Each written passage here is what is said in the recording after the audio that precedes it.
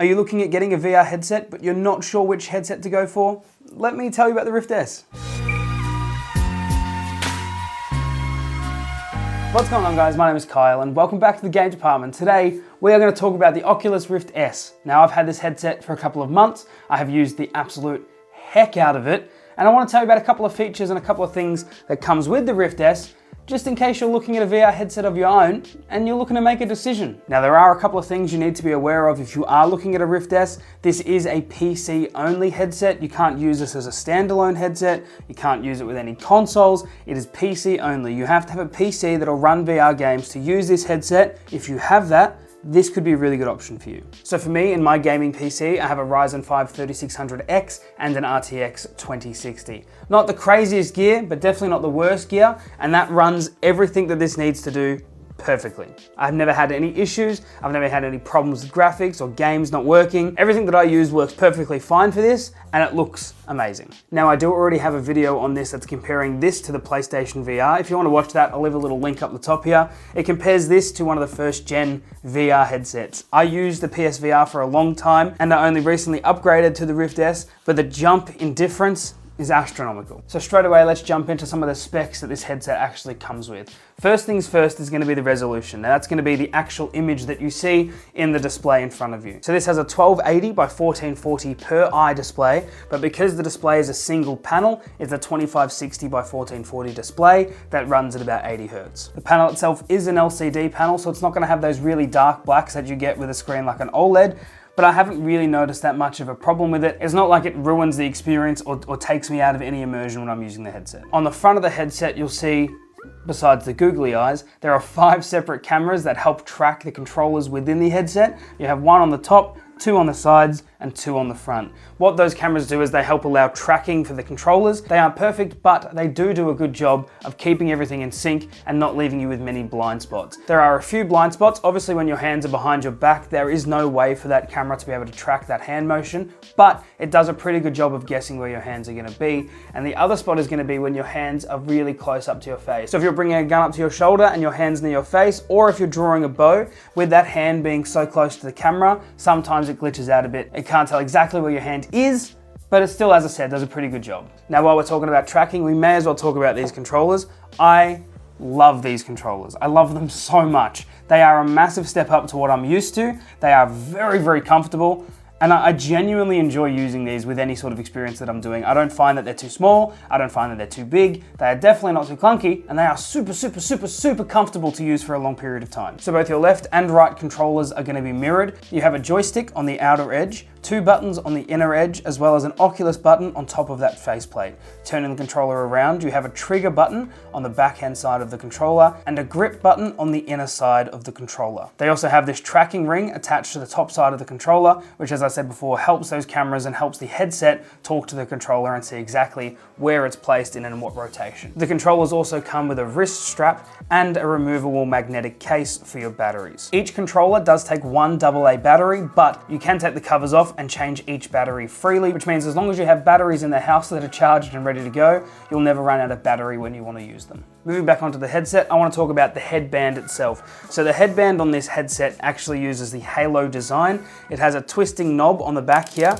which tightens and loosens the headset itself. And you have a strap on the top that can be adjusted to your head, which makes it a really comfortable headset to wear over a long period of time. Now, the Rift S comes in at 563 grams in weight, which means it's not super heavy, so it's not pulling on the front of your face, and it doesn't feel uncomfortable if you're using it for a long period of time. But don't forget, you need to add 1 gram per googly eye that you want to add, depending on how many you want to put on there. The headset and display also come with a field of view of about 110 degrees and a tracking area of about 3.3 by 1.5 meters. The headset also comes with adjustable IPD, which stands for your interpupillary distance, which means your distance between each pupil of each eye. If you don't know what your IPD is, you can go down to your local optometrist and have a test done. They will give you an exact measurement of what your IPD distance is, or you can try and measure it at home if you want to save yourself the issue of finding an optometrist. If you do choose to measure it at home, try your best to look as straight as you can and have somebody help you by measuring each distance between your pupils. It's not going to be anywhere near as exact as seeing an optometrist,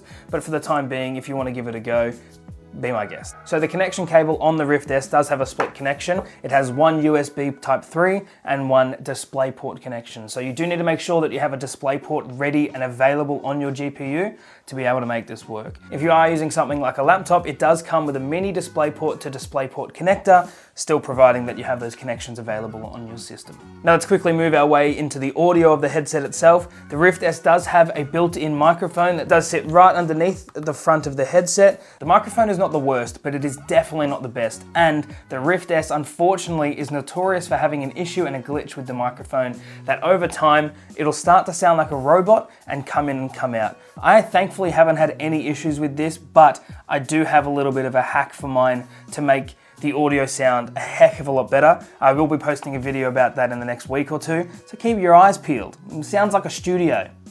You're gonna love it. But if you have no interest in improving your microphone with the Rift S, the one that comes with it, it's not ideal, it's nowhere near an Index, but it's okay. If you want to use it to communicate with your teammates in-game, you can absolutely do that. If you want to use it for things like VR chat, just be aware that the microphone does have issues. It's known to have issues. So far, I haven't found anything as a fix to that microphone issue, but if you guys know something that I don't, please leave me a comment below and let me know that there is a fix for it. I'd be very interested to see what it actually takes, or if there's an update or something that'll help stop that robotic voice from happening with the microphone. But as I said before, I myself haven't had that issue. It's not something that's come up with me yet, but if it does, I can't be too surprised. The Rift S also does come with built-in audio.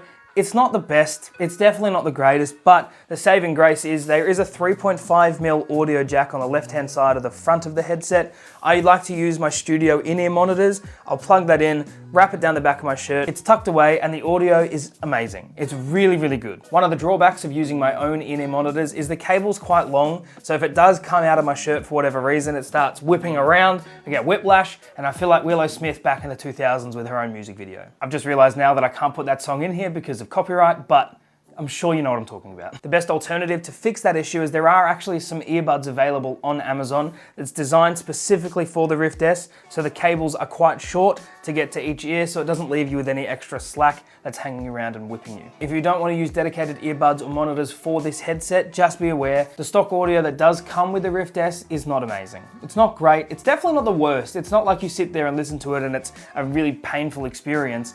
But I know that I like having that snugger feel with that little bit of cancellation because it really puts me into the game. And obviously the audio quality is going to be a hell of a lot better with a quality earphone. So in my opinion, if you are looking for a cheaper VR headset or looking to get into the VR market itself, this is a no-brainer. For me personally, I think it's amazing. The image quality is great, the touch controllers are fantastic, I've never had any issues with connectivity, and I bought it on Amazon for $450. So I didn't need to go out and spend all this money on a headset, I didn't need to try and set up base stations to track that headset. It's all in the headset, it uses the touch controllers, everything that you see here is all you need. Plug it into the computer and away you go. If you want to check out the headset for yourself or the earphones that I was talking about earlier that are made for the Rift S, I will leave some links below. They will be Amazon affiliate links. They don't cost you any extra, but if you are looking at picking one up, it definitely does help out the channel and I appreciate your face. If you like this video, don't forget to leave it a like. Also subscribe. I post videos every week and you don't want to miss out on them. So do it. If you want to find us on any other social media, you can just search the Game Department. You can find us on Twitter. You can find us on Instagram, and just those two for now. I'm lazy. If Discord is more your vibe and you want to join a great community of people, we talk about games, we talk about memes, we talk about stuff, we just talk about stuff. So if you want to come and join it, you absolutely should. I'll leave a link to that in the description below. Come and be part of the community. Now before I say goodbye, I want to try something different today. If you made it this far in the video and you watched the entire thing, leave me a comment below saying hashtag googly eyes. I would love to see how many of you made it through the entire video. Now other than that, I'm going to leave you to it. I hope you had a good morning. I hope you have a good night. Bye!